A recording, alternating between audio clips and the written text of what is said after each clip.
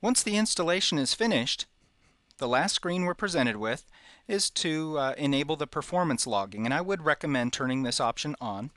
And also you'll notice a checkbox to launch the SolidWorks Explorer install. Now that may seem a little bit non-intuitive as to why we would want to install SolidWorks Explorer on the Vault server, where we won't really be accessing the Vault as a client. But you'll see why we'll want to do this in just a second. Let's go ahead and finish. And SolidWorks will now begin the Explorer portion of the installation. If you're not familiar with SolidWorks Explorer, it's basically a standalone file viewing application for the SolidWorks file formats. And it does work with Workgroup PDM so that a non-CAD user could view files that are in the Vault.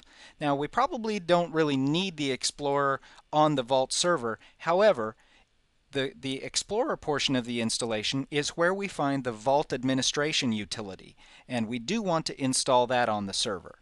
So we'll proceed next. It's not necessary to enter a serial number, and we will choose out of the available products. You can choose to install Explorer if you want to, and the Workgroup client add-in. I'm not going to do that at this time since this machine will not be used as a standalone viewing application for the Vault.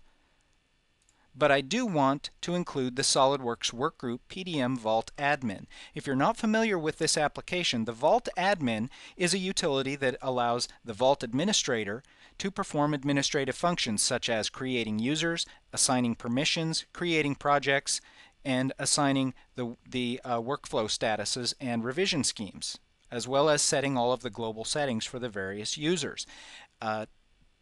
To my opinion, this application should be part of the Vault server installation, but it's not. It's part of the client installation. So that's why we're proceeding with the Explorer installation, is so that we can add in the Vault admin portion.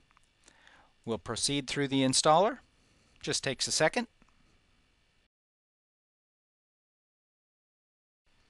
And now that we've concluded the installation of the Vault Administrator utility, we can click Finish, and we're all done.